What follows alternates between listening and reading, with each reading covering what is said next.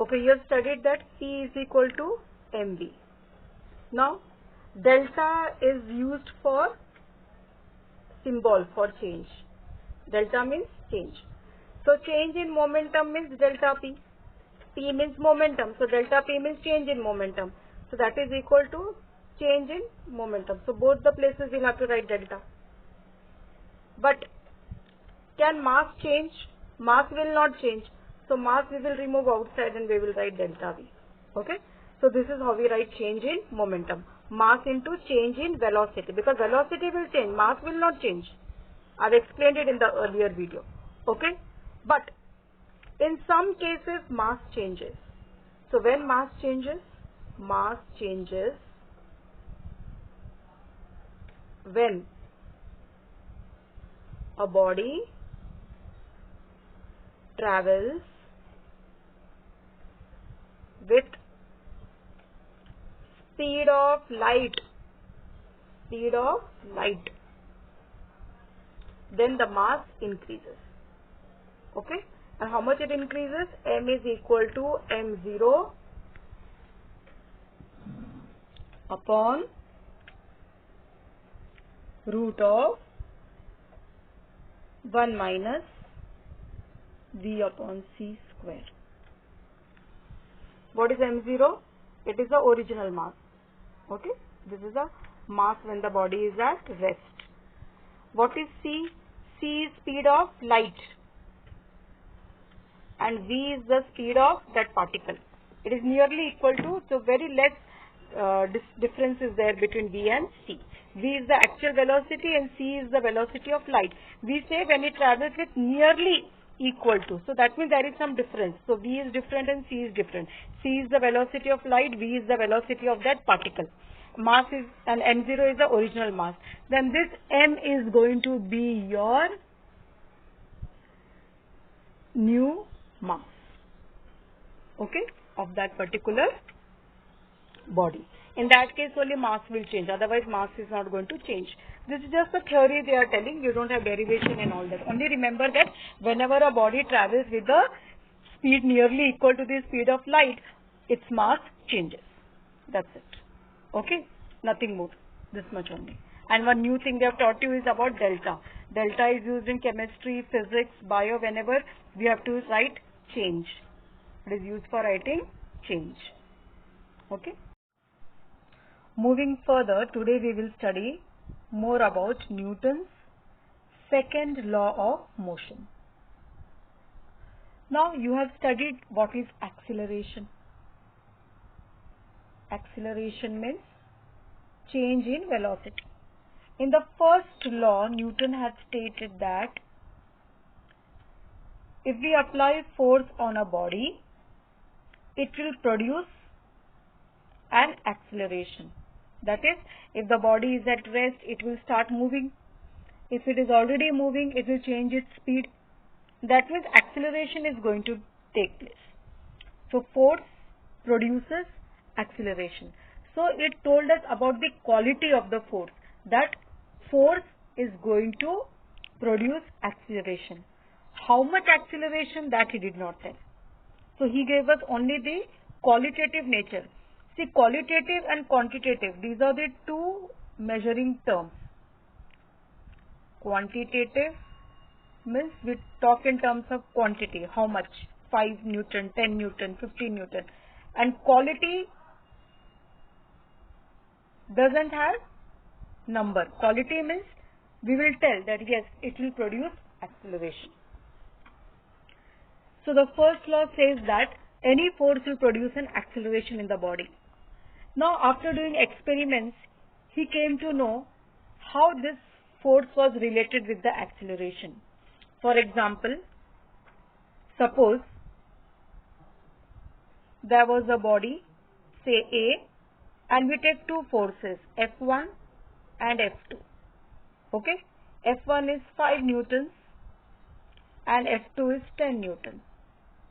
Suppose we don't know these numbers, we don't know only which is what, how much it is. Now when we applied F1 on this, okay, or let us take it along a straight line. That will be more better for you to understand. Okay, see, this is a body. This is a body A. The force F1 is acting on this body, and this gets a push and it reaches here.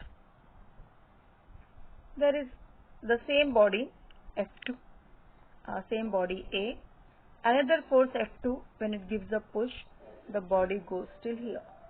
Now, without measuring also, you can tell that F2 is a larger force than F1. F2 is a larger force than F1. Why? Because the ball is displaced more.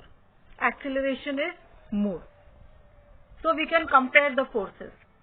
Okay? So two different forces acting on a body can be compared.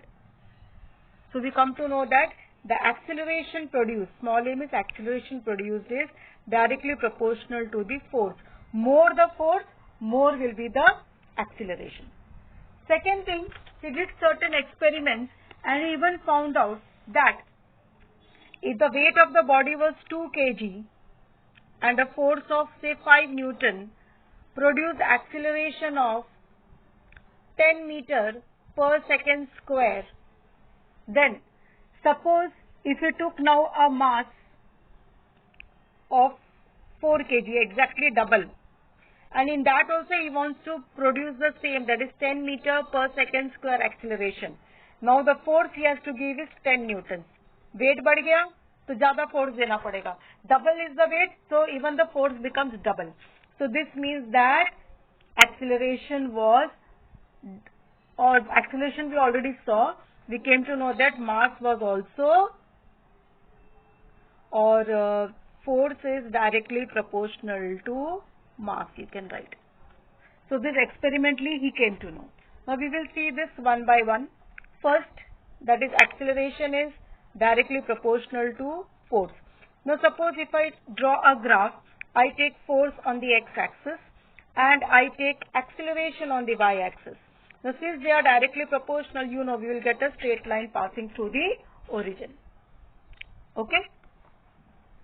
And here mass is going to be constant. Mass will not change for that particular body. Okay? Next,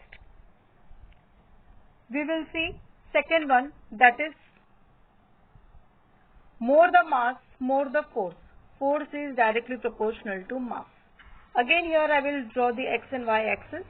I will take mass m on the x axis and I will take now the force on the y axis.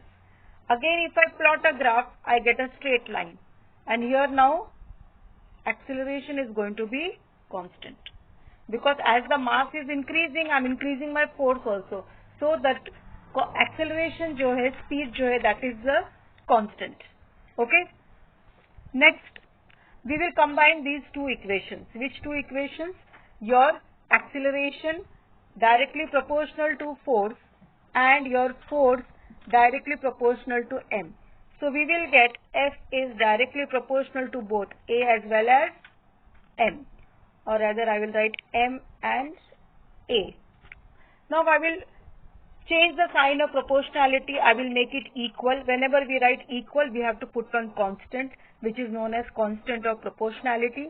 Let that be K. So K M A. If we take K is equal to 1, we get F is equal to M A.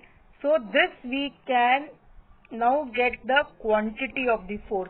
This is a formula that we have come to know. Force is mass multiplied by acceleration. Okay, so we are taking the value of K as 1. So force is mass into acceleration. This is very important mathematical formula. Now we will continue further and see the relation between acceleration and mass. Now acceleration is inversely proportional to mass. More the mass, less is the acceleration. Less is the mass, more is the acceleration. This means that heavier bodies will have less acceleration, lighter bodies will have more acceleration if the same force is given. And how to represent it on the graph? If you plot a graph taking mass on the x-axis and acceleration on the y-axis, then you are going to get a curve like this. because it is inversely proportional. Okay, and here we are taking F as constant. The force is going to be constant. Force we are not changing. We are only changing the mass. So when you go on making the body heavier and give the same force, slowly the speed will reduce. The acceleration will reduce. Okay. Now let us see the units of force. Now we got the formula for force, that is force is mass into acceleration. What is the unit of mass? Kg. Acceleration is meter per second square. So the unit of force is kg meter per second square. Now this has been given the name Newton. This has been given the name Newton. Capital N, or you will write in small. We have studied in chapter 1 that when the units are named after a scientist, if you are writing the complete, then you will write completely in small case, and if you are writing only the symbol, it will be capital. So this is 1 Newton force. Now how do we define 1 Newton force? Now 1 Newton is equal to what? 1 kg into 1 meter per second square. So 1 kg meter per second square is 1 Newton. And definition is 1 Newton force is that force which is produced when, which acts on a body of mass 1 kg and produces an acceleration of 1 meter per second square. So how do we define 1 Newton? 1 Newton is that force that acts on a body of mass 1 kg and produces acceleration of 1 meter per second square. Okay, so this is the definition of 1 Newton. Now let us see the smaller unit. Okay, this is the SI unit, Newton. What about the CGS system? Let us see. So SI unit, the unit of force is Newton. Now about the CGS. Now 1 Newton, what we wrote? 1 Newton is equal to 1 kg multiplied by 1 meter upon second square. So 1 Newton is equal to 1000. Now convert this into grams. So 1000 gram into 100 centimeter. Seconds ka seconds hi jayega. That is equal to how many zeros now? 5. So 10 raised to 5 gram centimeter per second square. Now this gram centimeter per second square, this is replaced by the word dyne. Okay, D-Y-N-E, dyne. So this is the CGS unit of force. So 1 Newton is equal to 10 raised to 5 dyne. So 1 Newton is equal to 10 raised to 5 dyne. This conversion will be asked during the exam. Okay, so show the relationship between Newton and dyne. This is how you are going to show. So this is your SI units and this is your CGS unit. Now going further, let us see the statement of Newton's second law. The Newton's second law states that rate of change of momentum, rate of change of momentum, we have seen this in the earlier video, momentum is directly proportional to the applied force and takes place in the direction of the force. Now I have written this in words. Okay, this is the Newton's second law. Okay, remember this. Now rate of change of momentum. What is rate of change of momentum? It is mv minus mu upon t. is directly proportional to F. Okay, that means F is directly proportional to M into bracket V minus U upon T. So F is directly proportional to M and V minus U upon T is A. Okay, so again we got the same thing, that is F is equal to MA. This is also known as the mathematical expression of Newton's second law. Okay, this is how from the words, from the statement we can prove it. You can also prove it like this. Now rate of change of momentum. Now change of momentum means delta P. Rate of change means delta T. And that is equal to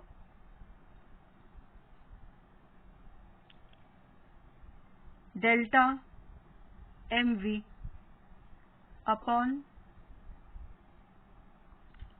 delta T. That is equal to m into delta v upon delta T.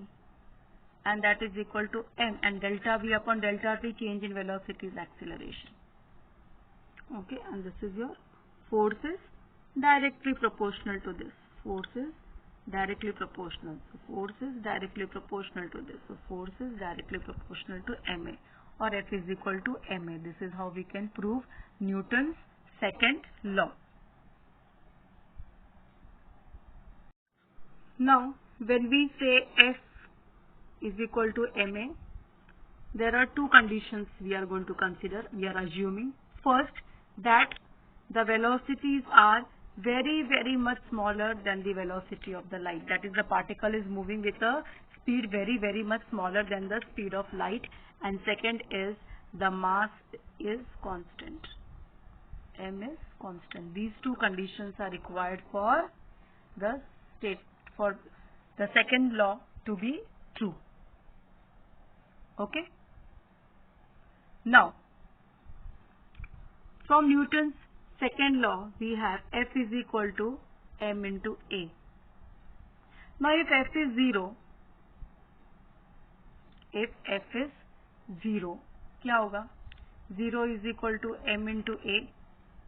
So A will be what? 0 upon m, and that is 0.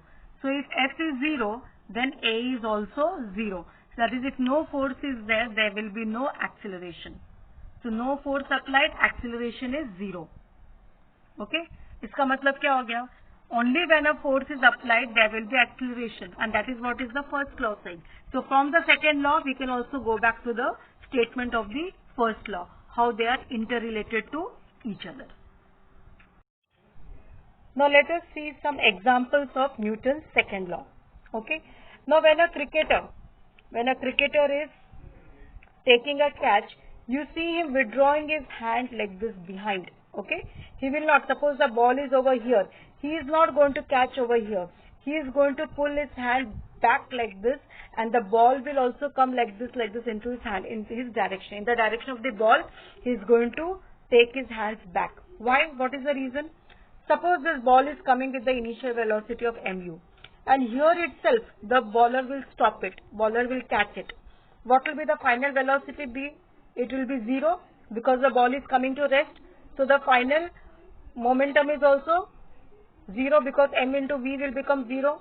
Now what will be the rate of change of momentum? It will be 0 minus mu upon t. So it will be minus mu upon the t. This is the force that is going to act on his hand. Okay. So जितने force से, with whatever initial velocity the ball is coming, उतना ही force उसको हाथ पे लगेगा.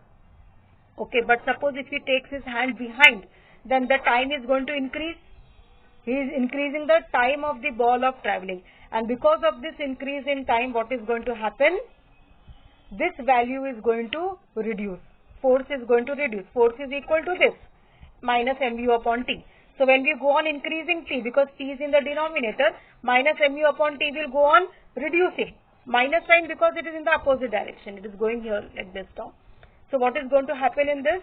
The force will reduce, और उसको हाथ में उतना चोट नहीं लगेगा. अगर वहीं का वहीं रोकेगा तो चोट ज्यादा लगेगा. धीरे धीरे हाथ को पीछे लेके आएगा और पीछे जाकर के बॉल उसके हाथ को छुएगा. He will not be hurt that much because he has increased the time, and because he increased the time, this value mu upon t reduces and the force also reduces. That is to save his hand from getting hurt. The cricketer always takes his hand back while taking a catch.